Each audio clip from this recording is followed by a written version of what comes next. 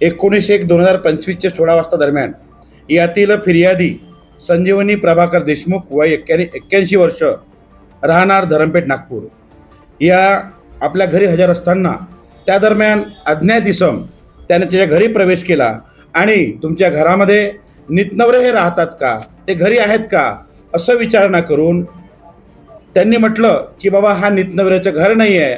तेव्हा आतमध्ये घुसला आणि त्या म्हाताऱ्या आजीबाईला थांबवून तिला धमकी देऊन तिचा तोंड दाबून तिच्या गळ्यामध्ये असलेलं जवळपास 15 ग्रॅमच्या सोन्याची चैन हिसकावून घेतली आणि तिथून पसार झाला.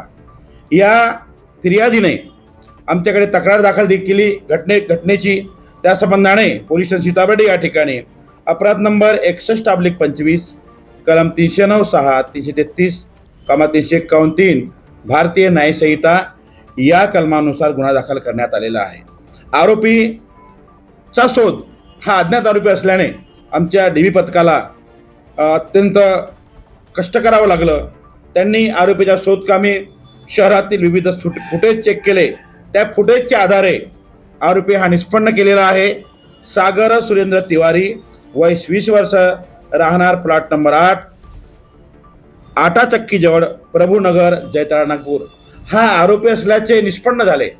त्यानंतर आमचे DB पथक आहे, PSI शेरकर आहेत, SC मुंडे आहेत, SC वालदे आहेत आणि पोसी प्रशांत भोयर, पोसी चेतन शिंदे या पथकाने अतिशय परिश्रम घेऊन कसोशीने अगदी तात्काळ त्याच तारखेला आरोपीला अटक केलेला आहे.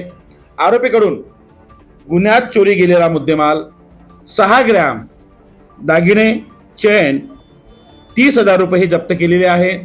विशेषतः असं की जेव्हा घटना घडली, घटनेच्या वेळी जेव्हा तो पळत सुटला तेव्हा जी काही 10 ग्रॅम जी चैन आहे ती घटनास्थळावर आम्ही जेव्हा सर्चिंग केलं त्या ठिकाणी ती मिळून आलेली आहे आणि ही 6 ग्रॅम चैन तो चोरून घेऊन पसार झालेला होता. आरोपीकडून त्यांनी गुन्ह्यात वापरलेली दुचाकी हस्तगत करण्यात आलेली आहे. सध्या आरोपी PCR मध्ये आहे.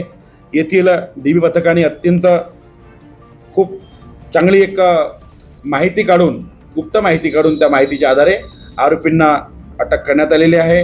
हे कार्य आमच्या परिमंडळ 2चे श्री राहुल मदने सर यांच्या मार्गदर्शनाखाली श्री नंदनवार सर आणि आमच्या शहरातील माननीय पोलीस आयुक्त सिंगल सर यांच्या मार्गदर्शनानुसार हा तपास आम्ही केला आणि यामध्ये असा गंभीर गुन्हा आमच्या पथकाने उघडकीस आणलेला आहे.